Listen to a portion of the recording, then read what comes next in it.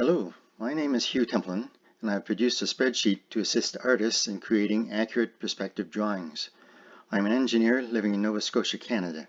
This video will demonstrate how to use this tool, firstly to determine where to place the vanishing points for two-point perspective. The second feature was much more complicated to produce. I said to myself, wouldn't it be nice if there was an application which would give you the exact distance to measure from any point on my paper in any direction to correspond to the distance in the scene that I am drawing. I searched the internet, and it appears that no one had done this before. Now this was a challenge to me, and I have succeeded in doing just that. The third feature is that it will also determine the vanishing point for a line sloped away from the horizontal.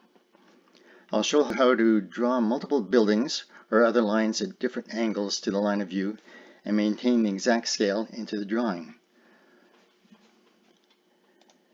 Now, I've called this tool In-Depth Perspective, and it is available for free at the site shown below my logo here. The spreadsheet has an expiry date, after which it no longer works, and you'll have to go back to the site to download another copy, which will be free again. New copies will be available normally for 6 months at a time. This is so that I can get an idea of how many people are using it, and I can ensure that everyone is using the latest version. Eventually, I will do away with the expiry date. Now, so the website is indepthperspective.gumroad.com/L/product. And if you're interested in seeing this, you go to that site and it's free to download. There's also a very detailed description that you can download with it. We'll go back to the spreadsheet here.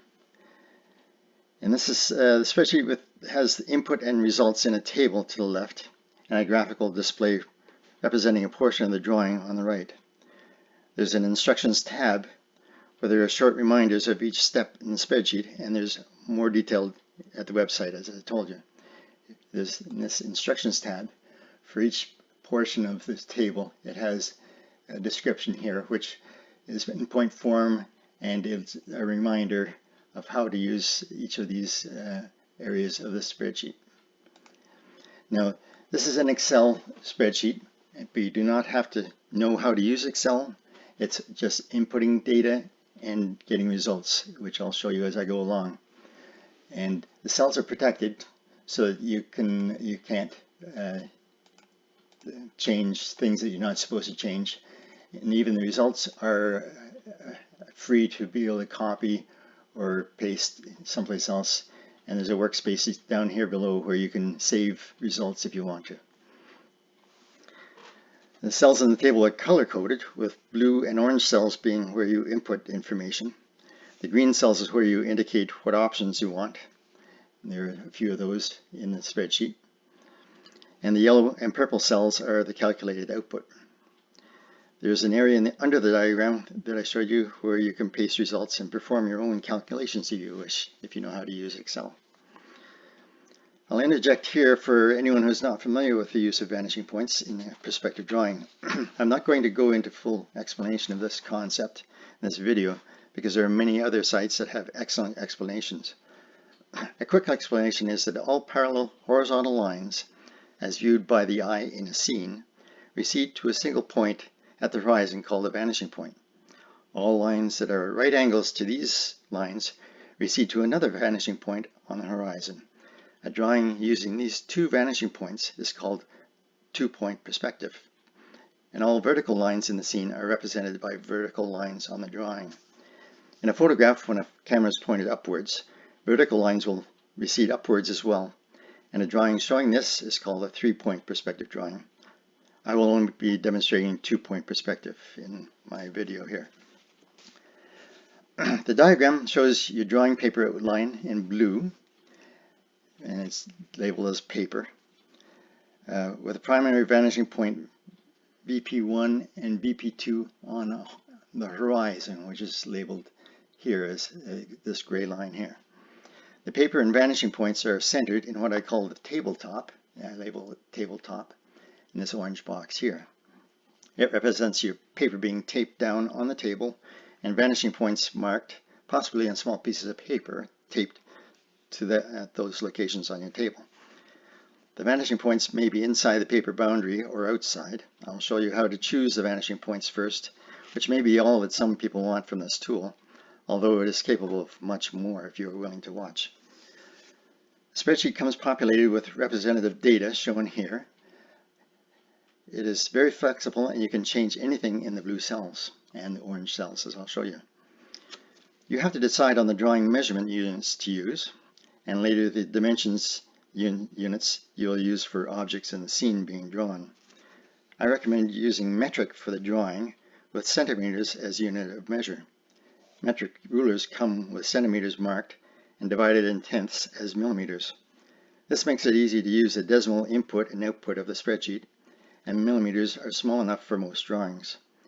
If you have trouble finding a metric ruler, visit your local IKEA store, and there are flexible metric scales hanging from numerous posts.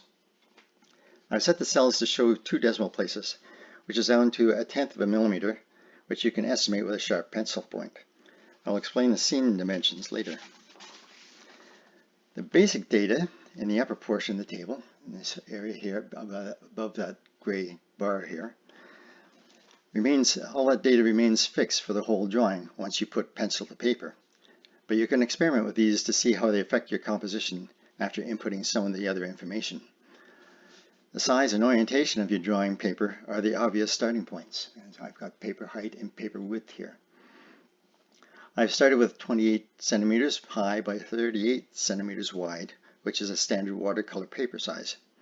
If you change this, you can see the change in the diagram. So I'll change these to show you how this works. Now this is 28 by 38. I'm going to just change it to 38.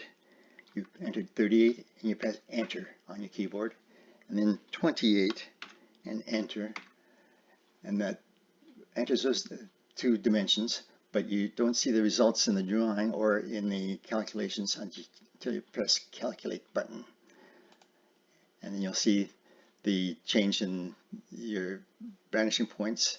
And these lines here are representative equally spaced lines, which I'll show you later on how you achieve that. And they're actually entered in these blue cells down here below, but I'll get there once I get down through the table. So you'll see the blue paper outline here is now in a vertical orientation, and vanishing points are still outside the paper. And we'll set this back to horizontal again. I can set this back. I've got a reset button that sets everything else back to the original download results, and I'll press reset and recalculate to get back to where I was.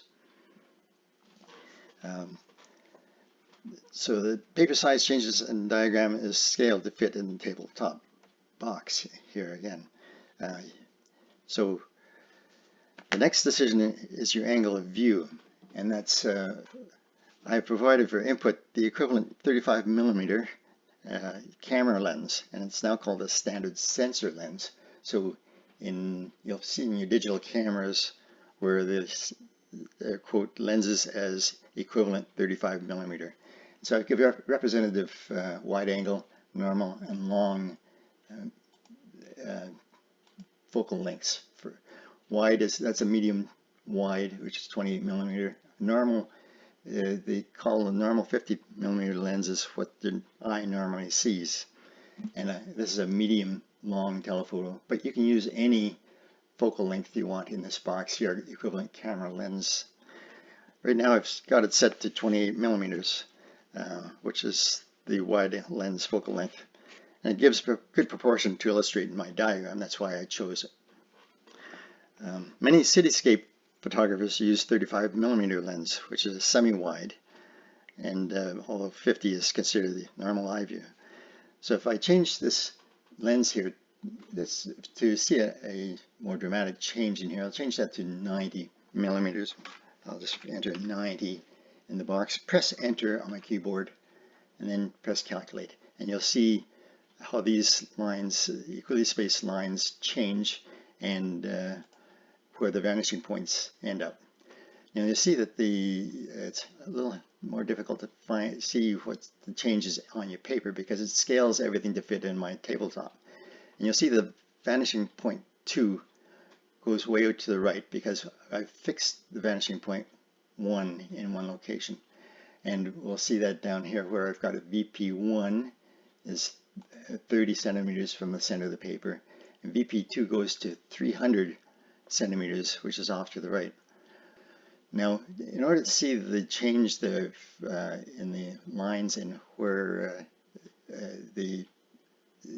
all these lines end up in your paper, I've got another option down here which I label it 1-point perspective. What it actually does is it hides the vanishing point and rescales everything. I'm going to put a 1 in this box, which is the way I put my options. It's either blank, which goes to the default, or you press 1 and enter and then calculate, and it will hide the vanishing point 2. So we end up with a better view of what's on our paper. So if I go back to 28 millimeters lens, which I was demonstrating, I'll put 28 in, press enter, and press calculate again, and watch these lines here as I press calculate. They expand into fill more of their page here. So as you get to a longer focal length, it compresses everything, and you end up with everything closer to you, and it appears that the things that are far away appear closer. Now, the use of different lenses, wide angle lens are photographing things here close up mostly, and telephoto are things further away. Now there's a super wide angle effect that you can put let's say a 15 millimeter lens in here and change it, calculate, and you'll see the effect here. It expands those even further. But if we go back to look at our VP2 and what happens there, we'll delete the one in the 1-point perspective decision box and recalculate. And you'll see the vanishing point 2 actually comes right back into the page. So as you go to a wider angle lens, the distance between VP1 and VP2 contracts, and you get what looks like an exaggerated perspective here. Some people call it distortion, but it's actually a different perspective, which you can use for your composition if you wish. And for output, I've also shown the angle from the view plane from VP1 and for VP2. And there, right now it's 27 degrees as the angle of view from the view plane. If I change it back to now a 35 millimeter lens, for instance, and calculate, you'll see that that angle of view changes to 50. So you're changing your angle of view with different lenses, and you get different effects. Now, as you're looking at photographs, you don't have to view a drawing from the viewpoint that was used for the perspective construction. Wide-angle lenses just give a different perspective, which you can choose for your composition. Once you choose the equivalent lens that you want to use, this remains the same for the entire drawing. Once you start your drawing in pencil, you cannot change that because it will change all the other lines, which will distort your drawing. The spreadsheet also gives a distance to the object. I've got here horizontal distance to the object, labeled as the origin, which this origin here. So it's the distance to that subject origin that this indicates. And so that's the actual distance. If you were using a 35 millimeter lens, that's how far this object line would be to your camera location. So that you can refer to that every once in a while to see, well, as you change your lenses. The final decision to make that remains the same for the whole drawing is where to put the horizon. And right here in this blue box is where you do that. Now, I've placed the horizon 2 centimeters above the center of the page. And that's measured above the center of the vertical center of the page. So I've placed it at 2 centimeters above the center of the page, just for an example. I can change that to minus 3 centimeters, for instance, and we'll see the effect. And it just lowers everything in the drawing to 3 centimeters lower than where it was, or actually 5 centimeters because it was 2 centimeters above. So that does not change any of these calculations in here because all the vertical measurements are taken from the horizon. So the position of the horizon is just chosen for your own composition. The high horizon gives more prominence to the foreground as if you're looking downwards, and with the low horizon you're looking upwards. In a normal scene, if you want to represent a view from a standing position, you should consider that the horizon is at the eye level of any object you are drawing. The choice of horizon on the spreadsheet is above or below the center of the paper. This only affects the diagram, and as I said, it does not affect any calculations. The horizon should be lightly drawn on your paper and extended to the vanishing points when they are selected, because that's where your vanishing points appear. We'll go back to +2 for your horizon distance. We'll just keep that as representative for our drawing. So now this is all the information that is fixed in this box here. It gives you angle of view for each of the focal length that you're using and a viewing distance from your paper, which is used by some other methods of forming perspective drawings. So once that's set, you can continue on to experiment where you want to put your vanishing points. I'm going to reset here. We'll just go back to the factory settings and we'll start from there. So you can choose where you want the primary vanishing point. And the secondary vanishing point is automatically calculated because it's set at 90 degrees to your first vanishing point. In most drawings, you're creating it on the fly. You will want to just choose a location for your vanishing point to suit your composition. So you have full control of where you want to put your vanishing point with this. You can see that I chose 30 centimeters right here as a vanishing point in the example that you downloaded from the website. This is measured from the center of the drawing paper, indicated by the yellow line in the diagram. You should put a light vertical line at this location on your paper for the measurements required for the spreadsheet. If you have a plan view of a building you want to draw, you might want to view it from a certain angle. You can choose this option by entering a 1 in the green box labeled wall angle. I call it wall angle because you're usually representing the side of a building when using perspective, but this could be the angle of a line of telephone poles, for example, from the view plane. Once you select that choice, you enter the angle in the orange box. I've got right now the angle view plane is 44.57 because I've set the VP1. So let's change this to 30 degrees to give a little different angle of view. Let's enter 30 there and press enter. You can leave anything you want in the other orange box because we're only going to select the option of the wall angle here. So I can press calculate and we'll see what difference it makes for your vanishing points. And it actually shifted the VP1 further to the left because it's a shallower angle than what we started with. And VP2 actually came onto the page here. We could go back by just deleting that option and we'll go calculate again and it goes back to the way we were. So you can see that the VP2 came right onto the page and VP1 went off to the left there. You can have VP1 to the right of the drawing by entering a negative angle. Let's say we put -30 here. And that allows you to put the vanishing point, VP1, if you enter here and press calculate, you'll watch VP1 heads over to the right hand side. And VP2 is calculated from that to give you on the left hand side. So you can see that we can change the direction of the VP1 by just putting a minus angle, which is actually this angle here rather than the angle on the left hand side.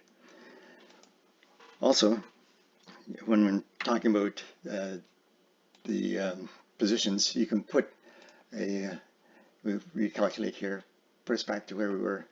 You can put VP1 on the other side by saying it's a minus 30 instead of having plus 30, which the plus is to the left here and negative is to the right in my drawing. And talking about units and measurements, the vertical measurements are positive upwards and negative downwards. So we change the position of VP1 to minus 30 and press enter and calculate. You'll see that the whole drawing is reversed and VP1 is on the right hand side now. And the difference between VP1 and VP2 is first that you define where VP1 is and VP2 is calculated from that. But also when we get to the distances towards VP1, which these lines represent, they always go towards VP1 unless you go to another option. We want to look at the distances to VP2, and I'll show you right here. There's an optional box here, a green box. You press 1, enter, and say calculate, and all those lines appear towards VP2. So we'll get to that a little bit later, and I'll just go back, recalculate, and we got it here. Go back to 30 here, press enter, and calculate again. We end up back where we were. So so VP2 is calculated solely based on the lens focal length chosen, the long dimension of the drawing paper, and the position of the VP1. And I'll now go to a demonstration of how to choose your vanishing points for composition and how to calculate the distance along the line to these vanishing points corresponding to the distance in the scene. So let's say I want to draw a building with doors and windows and other details. Now I'm going to reset here, go back to our original factory position, and let's say I'm going to draw a building with doors and windows and other details. I want the horizon to be a little lower. Let's say we'll set the horizon to minus 3 centimeters. We'll put minus 3 there, enter, and calculate. That lowers everything. The origin shown in the diagram is a starting point to VP1 and represents the closest lower corner of one wall. And that's normally how I would choose it. You can choose anywhere on your subject to represent the origin, but the origin will determine the scale of the whole drawing, and I'll show you that. I can do a rough light sketch on the paper and place it at the origin where I want it. I enter the location of that point as V in our origin position here, and the horizontal distance from the paper center is here, which is the distance to the left where I want my origin. Let's say we want minus 10 for our horizontal distance. We'll put minus 10 here and calculate. And that puts the origin over to the right hand side of our center of the paper. And we want minus 8 for our vertical height instead of minus 12, because minus 12 falls down below our paper. So we'll put minus 8 here for the vertical position of our origin. So that brings it up here. So this is now 8 centimeters below the horizon, and it's 10 centimeters to the right of the center of the page. Now I like to use a 35mm lens, which I'm an amateur photographer, and I like to use 35mm lenses for architectural pictures. So, but you can choose anything you want. I'm going to try 35mm and calculate here, and that brings VP2 out to the right hand side a little further, and it extends our lines further into the picture. I want to put VP1 on the paper for my composition. I want to bring it onto the paper near the center line to leave room for another building that I want to put on this side of the paper. So I'm going to make VP1, and I've got the default here. I didn't put the wall angle as my input for VP1. I want to position my VP1 where I want it. So I'm going to make it 6 centimeters because the paper width is 38, so half of that is 19. So from here to the edge of the paper is 19 centimeters. So I'm going to put it 6 centimeters to the left of center line. So I put a positive 6 there, press enter, and calculate. And it brings VP1 into the paper. Now that puts VP2 way off to the right because I've still got my 35mm lens, but by bringing VP1, forcing it onto the page, it puts VP2 way out to the right. But that doesn't matter since only part of that wall, this wall here, will be shown. So I'm going to go back to my option here, which I showed earlier, where I choose 1-point perspective to hide VP2 for now. So let's put a 1 in there, press enter, and we say calculate. And that brings the left-hand wall more into the tabletop for viewing. So VP2 is still way out there, but we'll ignore that for now. Now the vertical line from the origin sets a scale for the whole drawing. So this, let's say, is a corner of your wall of a building. Now, when we scale this line, and I'll show you how, that scales all the depths into the drawing, and all other dimensions in your drawing will be scaled, knowing that height there. So the two blue boxes for drawing, the drawing height at the origin is here, and the object height at the origin is here. So the object is the actual building itself, and this is the dimensions on your drawing. These are important inputs. Now I've put 20 here as the drawing height, so that's a little high, so I'm going to make that 18 centimeters for my drawing height. Press enter, 18, enter. And so I'm not going to change my object height. I'm going to say that that building is, I'm going to mix my units here, which I mentioned before. I'm going to talk about the units for your subject. Now, I've chosen centimeters for my drawing, but you can use meters or feet or inches, whatever you want for your object height, but it has to be consistent for the rest of the drawing and use of the spreadsheet. Now, I'm an older Canadian. I mix my units. I still refer to buildings, for instance, as in feet. So I'm going to keep that as 20 feet as the building height in the corner. It's 20 feet, but I'm going to use 18 centimeters on the drawing to represent that height. So I'm going to say calculate, and it brings the height of that down to 18 centimeters on my drawing. Now, the blue cells on the lower left part of the table are the distances into the scene. And that's what right now I have them set as equal distances to show what it looks like on the drawing for equal distances into the drawing. They call it foreshortening in the diagram. This is where the math got complicated. The yellow cells next to the scene distances give the distances to measure along the line from the origin to VP1. We're exactly scaled from what I call the scale line above the origin. So these distances now are, if I put 5 feet in there, I'm using feet as my object or units. I put 5, 10, and 15, 20, 25, and so on as feet of depth on the actual building, and next to it in the yellow cells are the actual dimensions that you measure from the origin on your drawing in centimeters towards vanishing point 1. So you just put a ruler, metric ruler down there, and you measure 1.92, 3.47, 4.74 centimeters towards VP1, and those represent the exact distances into the scene as scaled by this vertical line here.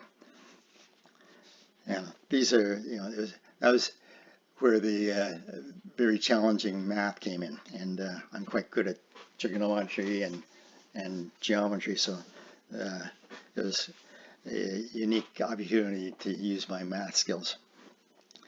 Now, if I enter 30 feet for the object height and calculate instead of 20 feet, I put 30 feet. So put 30 in there. This is just an example to show you the effects. And you say calculate. Everything compresses because the distances are scaled to that vertical height, which is now 30 feet. Now if I enter 10 feet here, press enter and calculate, it recedes further into the distance. But in all cases, any of those examples, if you've changed your scale in any which way, and if you choose your origin anywhere on the page, all the cases, they converge to the vanishing point at infinity. So even with the lenses, if I change that back to, let's say, 28 millimeter lens again, you can do this at any point while you're using this spreadsheet. You haven't started drawing anything yet, well, possibly. Change that to 28 and you'll see that they extend their, it expands the lines in the foreground, but they contract as you get further away. You go back to the 35 millimeter lens here, press enter and calculate, and they come back towards, so that changes the proportion of the spacing, but in all cases, infinity is at the horizon, which, that's just shows how complex this equation was that I derived. So one example is, for instance, let's say we put 10,000 feet in here and press enter. That's a very large distance. And if I press calculate, if you look closely, there's a little tiny line near the vanishing point. It's not quite there yet because it's not infinity, but it'll show you go 17.85 centimeters from the origin, which is very close then to VP1. So that just shows you this is not a simple calculation or equation that determines the distance along this line. And that's probably why nobody else has done this before. I'll quickly show what happens when I put a negative value for the distance towards VP1. I'll enter -5 in a blue cell, press enter on my keyboard, and press calculate. A line shows up forward of the origin line with its drawing distance as negative in the yellow box beside the -5 that I just put in there. It indicates that it is closer to the view plane than the origin. I use this as an example of a special case at the end of this video after the final credits with my logo. So you can use this negative value in order to show distances closer to the view plane than the origin. Now, let's say I want a window 3 feet from the corner. That is, I'm just going to put a few distances in here. I want a window that 3 feet from the corner that is 6 feet wide, 3 more feet to another window of the same size, 3 feet to a door, or let's say 4.5 feet wide, and 2 more windows spaced the same on the other side. These are just, so I've worked out the distances that we need. We can delete all these. I'll show you, you can delete one at a time. Press calculate, and deletes one line. You can put other lines. Let's see if we want to put 80 in here as feet. You can put it anywhere you want, and you press calculate, and we end up with a line that is 80 feet into the drawing, which is actually 14.2 centimeters from your origin. So I'm just going to start putting numbers in here for that building I was told you the measurements of. I'll put a 3, enter, 9, enter, 12, enter, 18, enter, 21, enter. I'm just looking to see how close I'm at the end here. 25.5, enter, 28.5, enter, 34.5, enter, and 37.5, enter. Now I can calculate those,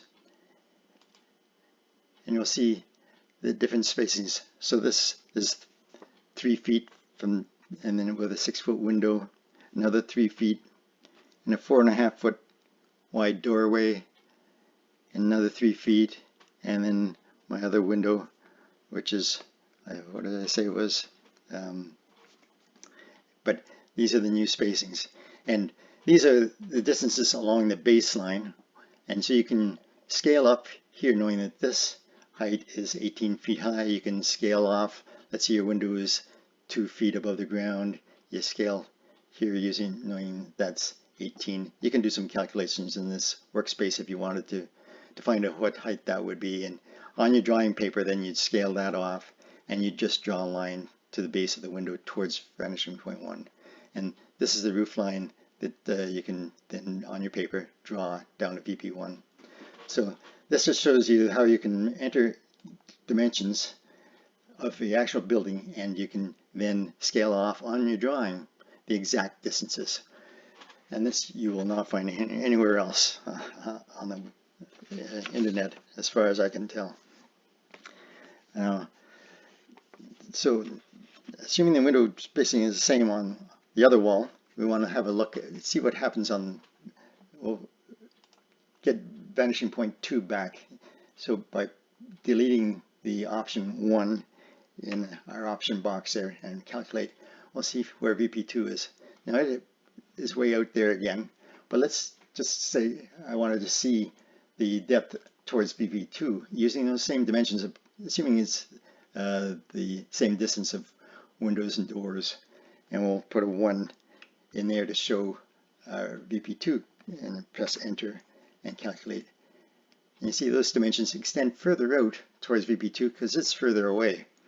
And you'll see that there's some dimensions that will show up on your page, which you can still draw a portion of your other building wall in there. Now, VP2 is a long distance away and maybe too far for your tabletop. The VH and DH shown in the purple areas here for each of the object distances is shown in these purple cells. So the edges of the window can be measured from the horizon and center line on the drawing. So these are vertical height, which correspond to these VH and DH, which is drawing height. So you end up with your first, this is the corner, this is the first window edge.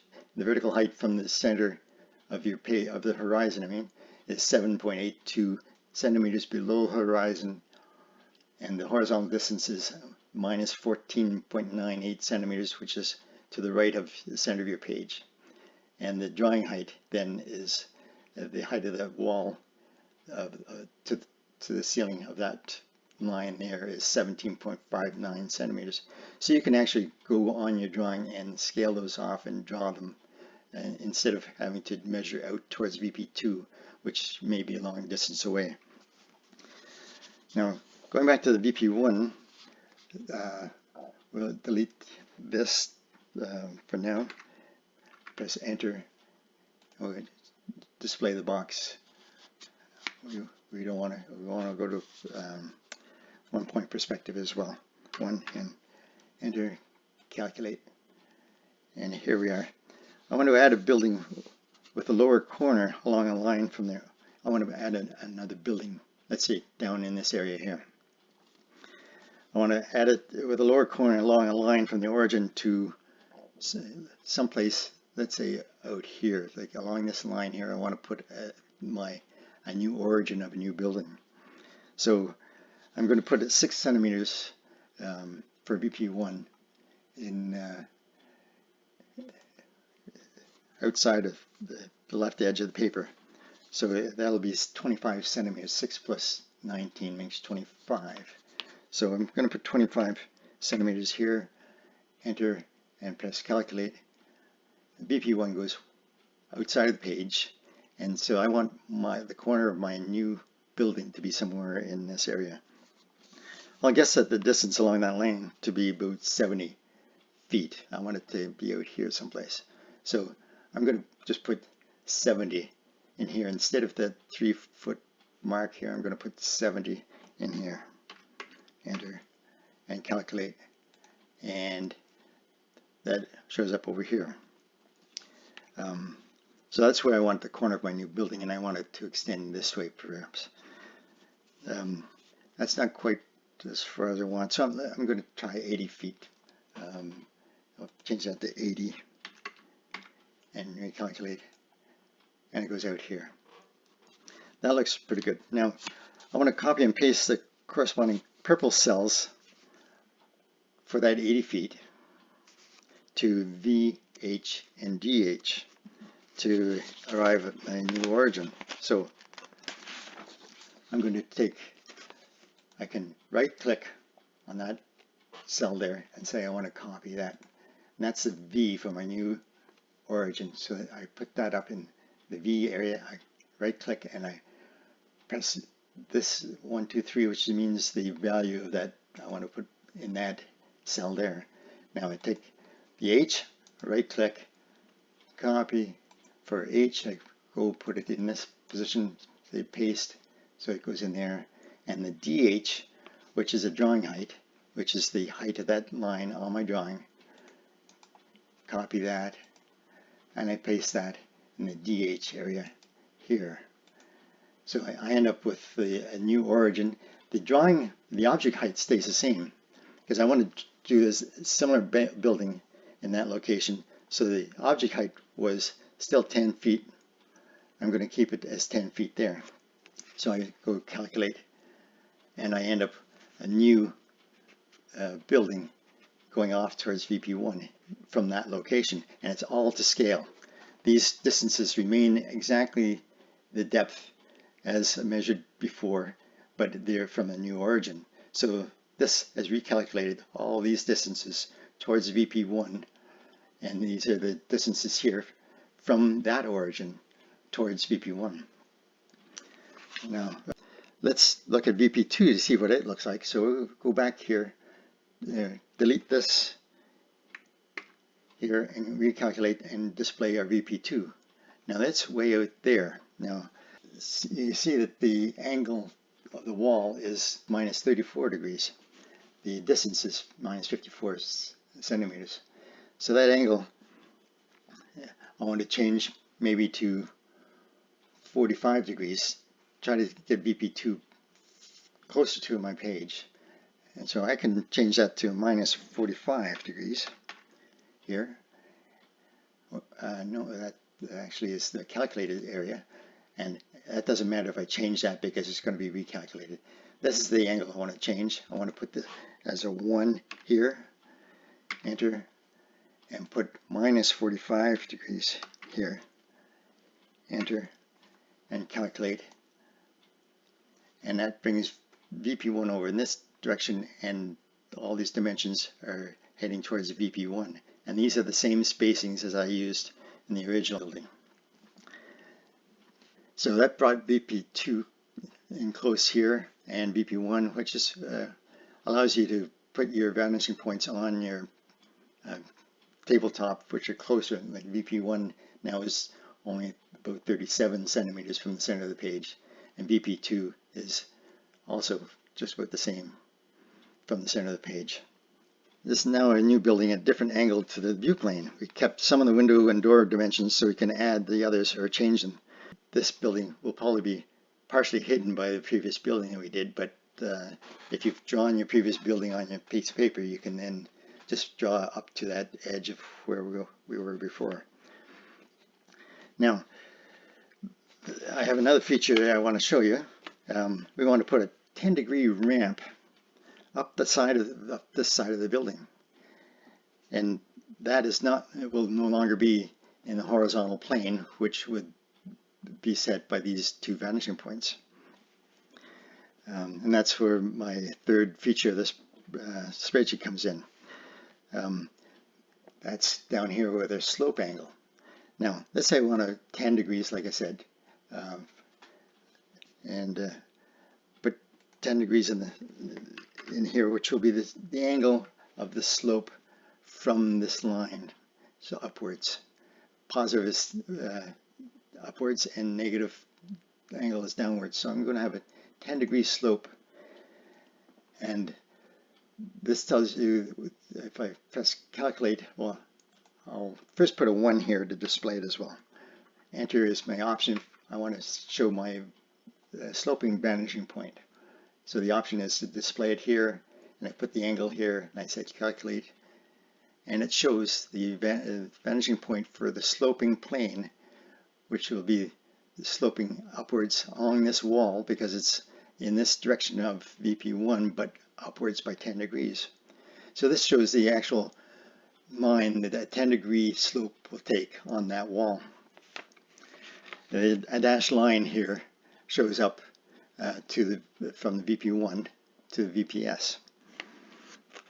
Now I can change that angle to what I want by just showing maybe a 30-degree angle, and you'll see what the difference is by saying calculate, and it's quite a bit up. So that's a 30-degree angle.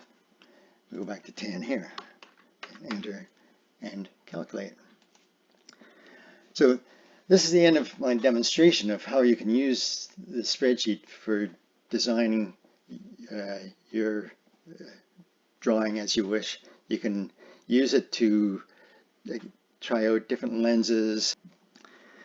Now, one more feature I wanted to show you. If I press reset to go back to my factory settings, as I call them, and go recalculate, everything goes back to the way I had it.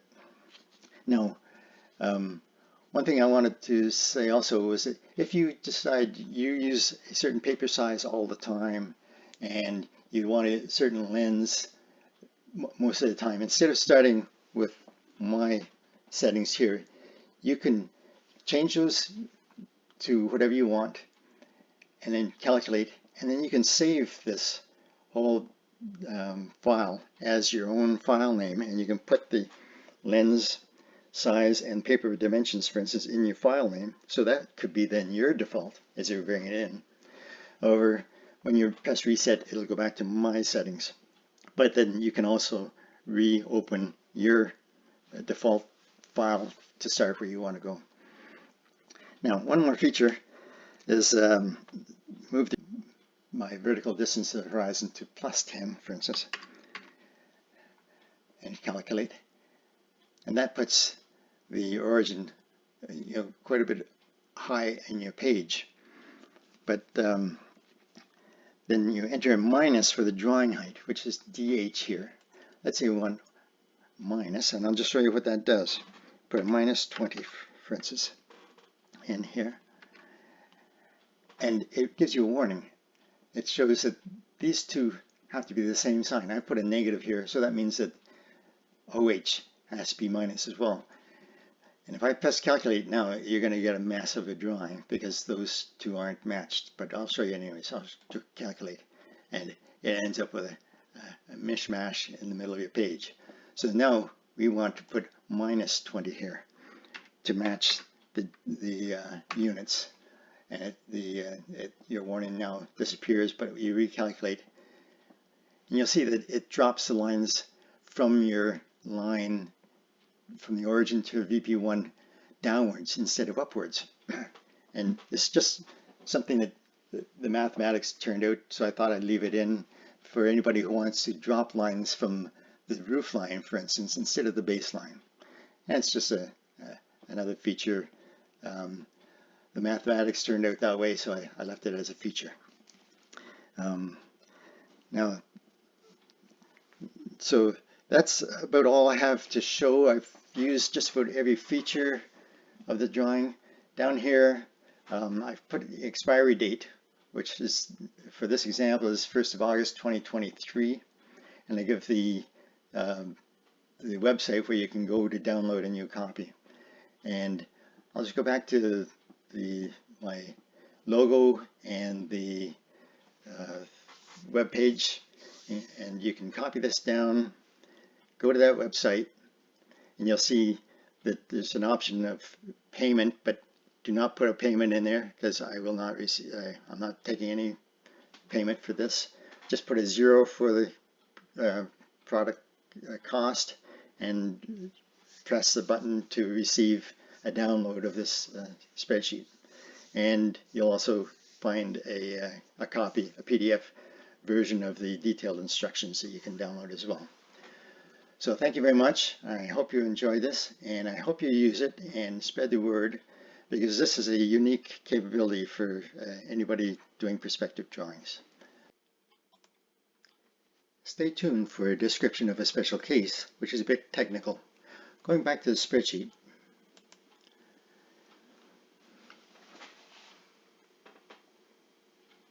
I'll press reset and calculate to go back to my factory settings. Watch what happens when I put VP1 between the origin line and the center of the page. I'll enter 10 for the origin line horizontal, then enter, and enter 3 for VP1. 3, enter, and press calculate. You'll see that VP2 is over to the right on the same side of the origin as VP1. I'll change the equivalent camera lens to 15 millimeters. 15, enter, calculate, to get a better view of what happened. What we had seen before was the end wall. This is the remaining wall, but the end wall usually went in the opposite direction towards VP2 on the horizon in that direction. So why does the line from the origin appear to show the end wall going the wrong way? Over to VP2 there. I want the wall to go to the left. If I put a 1 in the green box to indicate distances to VP2, right here, my option 1, I press calculate. The distances entered in the blue boxes here at the bottom of the table are shown going towards VP2. If I change those to smaller distances, but negative, I'll just delete these and put -2, enter, -4, enter, -6, enter, and press calculate. You'll see the distances to measure on the drawing in the yellow cells are now negative, and the lines on the diagram are indicated to the left along an extension of the line from VP2, so they now appear coming out this way. The reason that negative values had to be entered for object distances is that they are actually closer to the view plane than the origin and recede to VP2. That is now all I have to say about my spreadsheet. You can use the negative values in your blue cells here to indicate any distances closer to the view plane than the origin, if you've set your origin at a specific location. Now, I'll go back to my logo and website, and I hope you download it and have fun experimenting with it. Thank you very much.